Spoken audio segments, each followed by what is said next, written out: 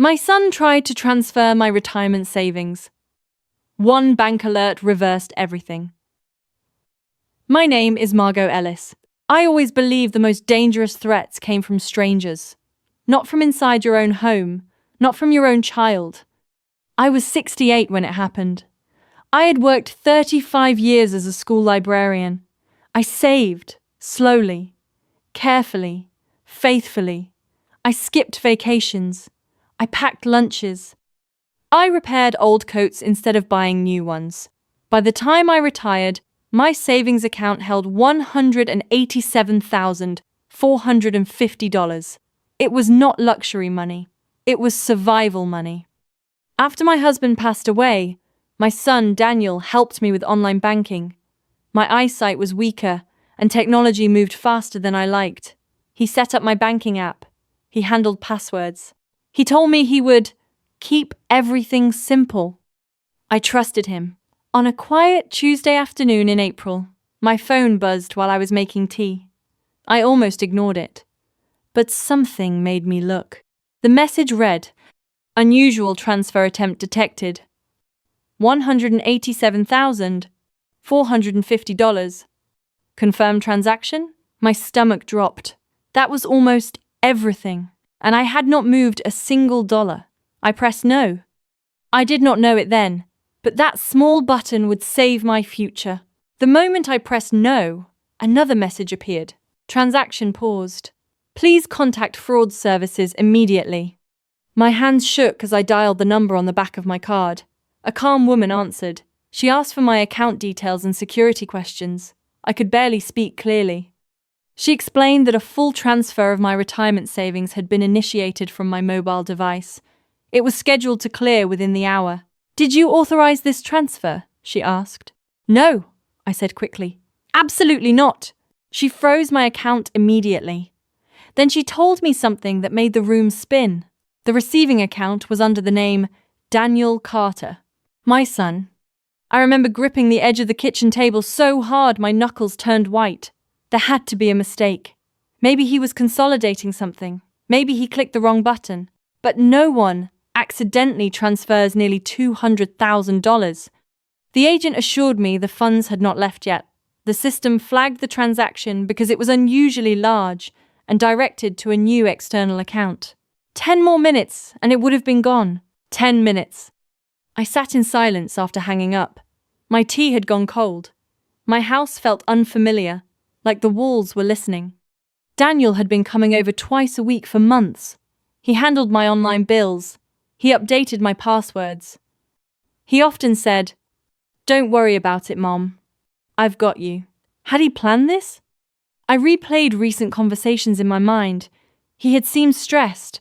His construction business had struggled after losing a big contract.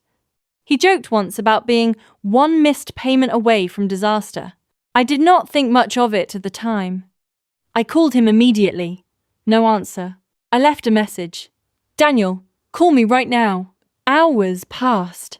The silence was louder than any argument. By evening, fear mixed with something worse, betrayal. Not the loud, dramatic kind. The quiet kind that sneaks in through small acts of trust. If the bank alert had not appeared, I would be sitting here unaware, while my life savings drained away. I barely slept that night, and I knew tomorrow would change everything. Daniel came the next morning. He looked pale and tired. His eyes avoided mine. "Mum," he started softly, stepping inside. I did not waste time. The bank flagged a transfer, nearly all my savings, to an account with your name. He froze. For a moment, he tried to deny it. He said maybe someone hacked us. Maybe it was fraud. But when I told him the request came from my phone, using my login, his shoulders dropped. "I was going to put it back," he whispered. "Put it back." That phrase felt like a knife. "How?" I asked. "When?" He explained his business had collapsed. He owed suppliers, loan payments, and back taxes. He thought if he borrowed my money temporarily, he could land a new contract, fix everything, and return it before I noticed. Before I noticed. He believed I would not notice. He had counted on my trust. Daniel said he tested small transfers before. $500. Then another $500. They went through without alerts. He told himself he would replace them quickly. I searched my memory and realized I never checked those months closely. I trusted him to handle things. That realization hurt more than the attempted transfer. The big amount triggered the bank's fraud system because it was unusually large and sent to a new account. The automated alert saved me. If I had ignored the buzz on my phone, the money would have cleared within the hour. Daniel began to cry. I had not seen him cry since he was a child. I panicked, he said. I didn't know what else to do. You could have asked, I replied. He looked ashamed. I didn't want you to see me as a failure. Instead, he had made himself something worse. I asked him to leave. Not forever, but long enough for me to breathe. As the door closed, one truth settled heavily in my chest. The greatest threat to my future had not been a stranger. It had been someone I loved. That same afternoon, I went to the bank in person. I did not trust myself to rely only on phone calls anymore. I wanted to look someone in the eye. The branch manager, Mrs. Patel, reviewed my account carefully. She confirmed the transfer request came from my registered device, using my correct password. There was no outside hacking. This was someone with access, she said gently. I nodded. I already knew. She helped me reset everything. New passwords, new security questions, two-factor authentication that sent a code to my phone for every login, alerts for any transaction over $50. She also removed Daniel's device from the trusted list. When she asked if I wanted to file a police report, my throat tightened. He's my son, I whispered. She did not judge me. She simply said, then protect yourself going forward. As I walked home, the sun felt too bright. I realized something important. Trust is not a security system. Love is not a password. Technology had done what emotion could not. It had paused disaster long enough for me to act. And that frightened me, because it meant I had almost learned this lesson too late. Daniel did not contact me for 3 days. The silence felt heavy, but also necessary. I needed space to separate my fear from my anger. On the 4th day, he texted, I'm meeting with a debt counselor tomorrow. I'm not asking you for money. I just want to fix this.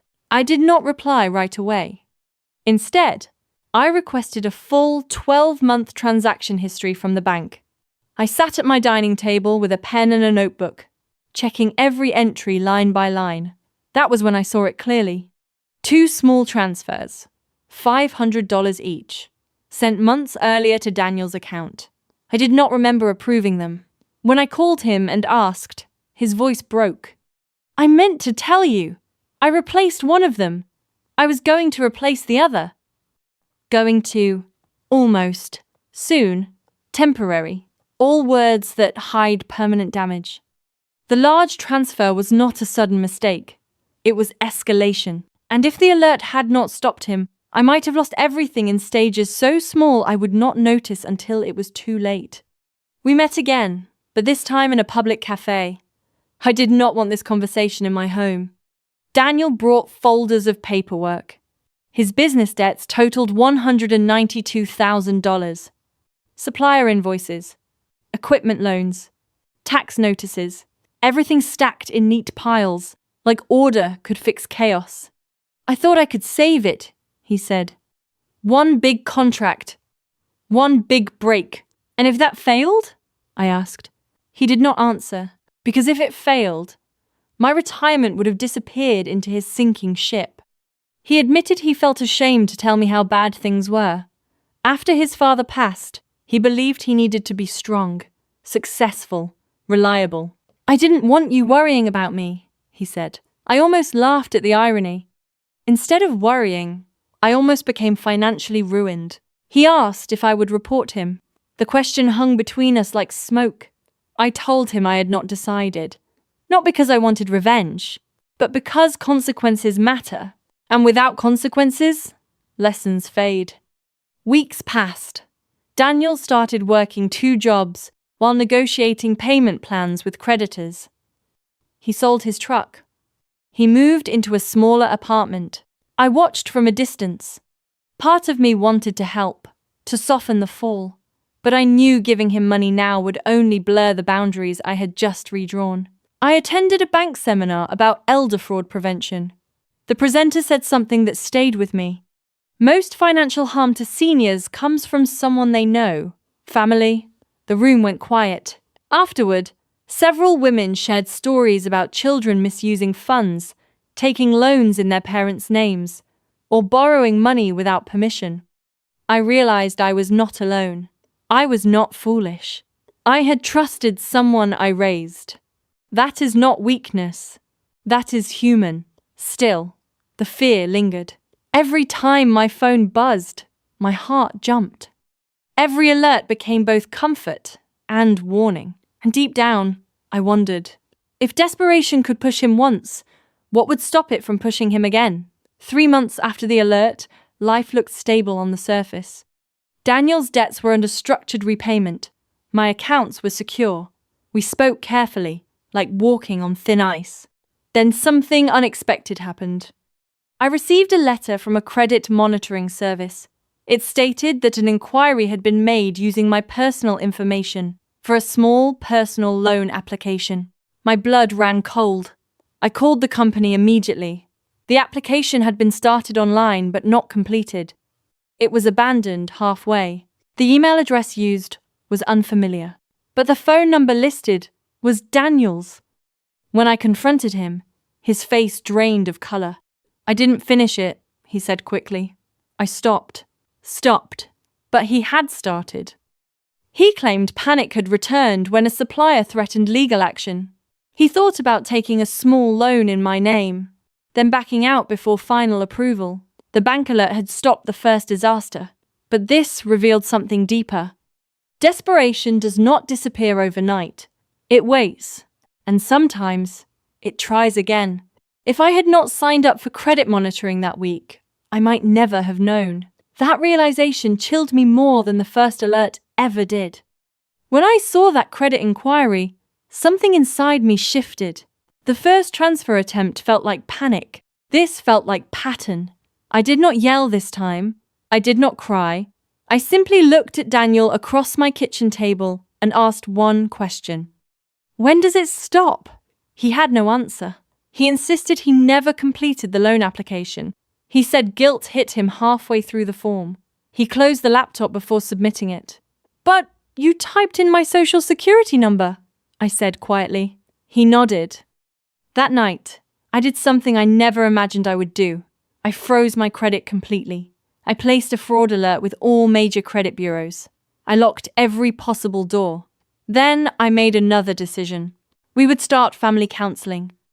If this was about debt alone, repayment plans would fix it.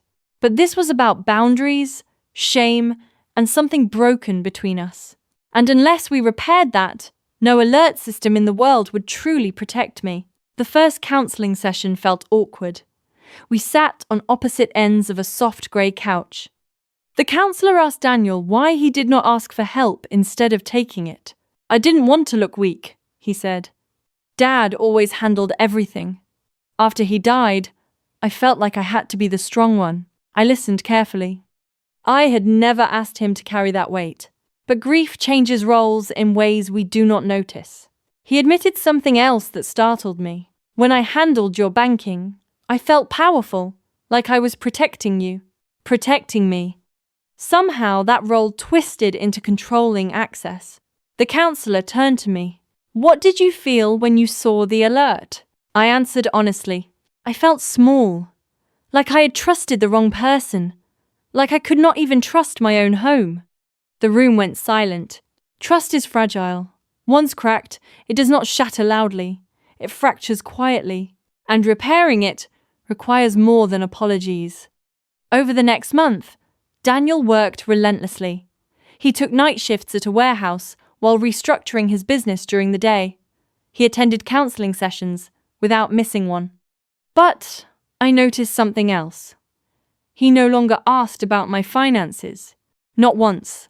That distance was intentional. It was respectful. One afternoon, he handed me an envelope.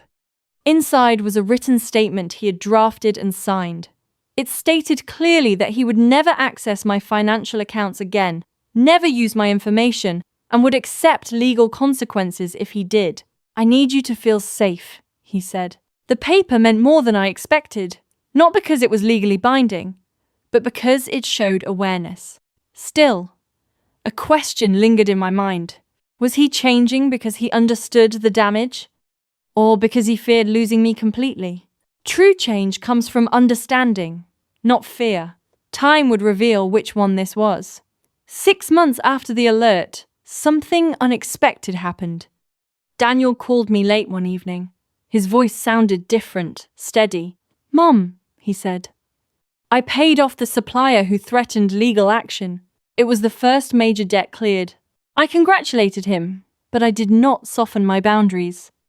That same week, I received my quarterly retirement statement. For the first time since the incident, I felt calm reviewing it. The balance was steady, secure, untouched. I realized something powerful. The bank alert had not just saved my money, it forced light into a hidden problem. If the transfer had succeeded quietly, Daniel's debt spiral would have deepened, my funds would have vanished, and shame would have buried the truth even further. Instead, the interruption forced exposure, painful exposure, but necessary. Sometimes, protection does not come gently. It comes loudly, through a vibrating phone, on a quiet afternoon. Nearly a year passed from the day of the alert. Our relationship was different now, slower, more honest, less automatic. Daniel rebuilt his business carefully, taking smaller contracts and avoiding risky loans. He showed me proof of every financial milestone, not to impress me, but to demonstrate transparency. One Sunday, he asked something simple. "Can we start over?" I paused before answering. "We can move forward," I said. "But starting over means pretending it never happened." And it did. He nodded. And that was growth. Trust does not reset like a password. It rebuilds layer by layer. Even now, when my phone buzzes with a banking alert, my heart jumps slightly. But I no longer see it as fear. I see it as protection. Because one ordinary Tuesday, one small notification, and one decision to press no reversed everything. Without it, I might have lost my retirement. Without it, I might have lost my son completely. And sometimes I still wonder, if that alert had arrived 5 minutes later, would I be telling this story at all? Just when I believed the worst was behind us, another surprise came. Almost 14 months after the bank alert, I received a call from an unfamiliar number. The woman on the line introduced herself as an investigator from my bank's fraud division. She asked if I had authorized any recent attempts to change my beneficiary information. My stomach dropped again.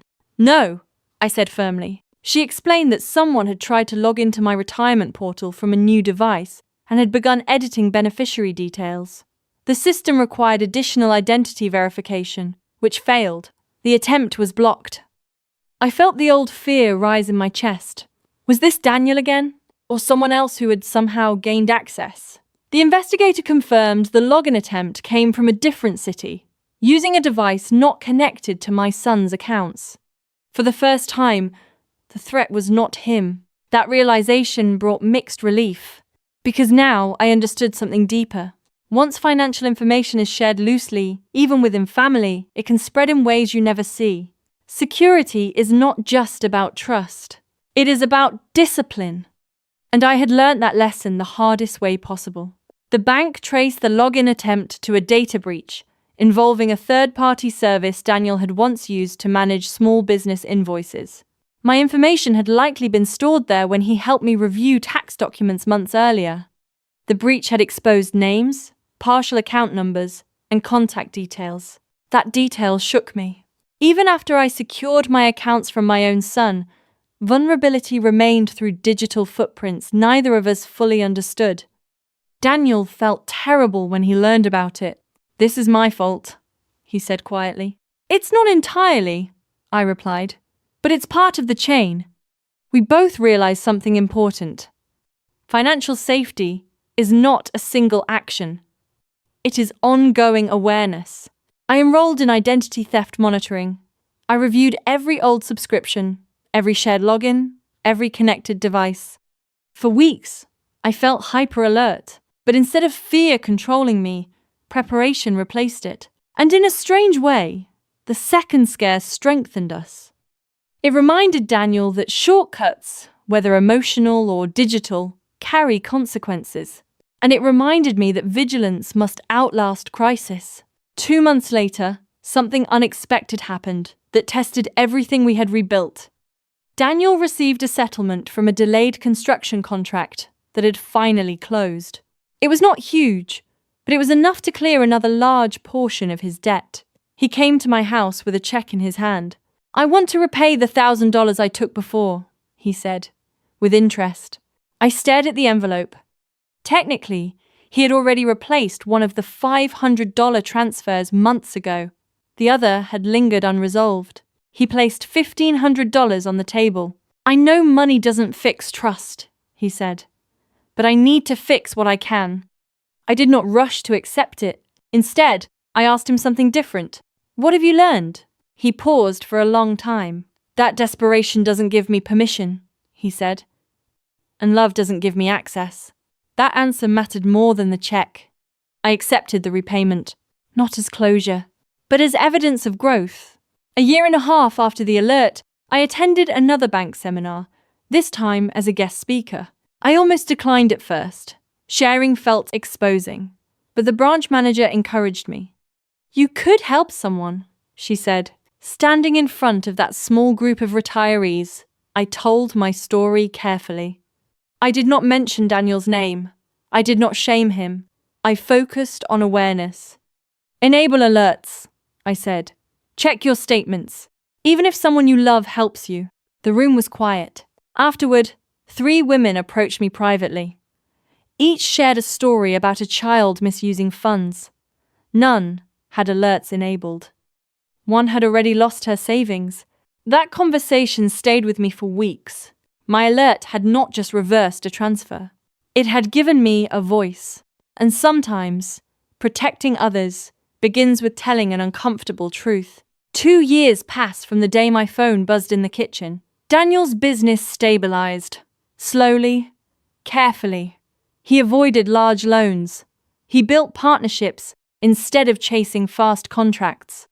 One evening, he asked if he could help me set up a new tablet I had purchased. For a moment, the old reflex returned to hand it over without thinking.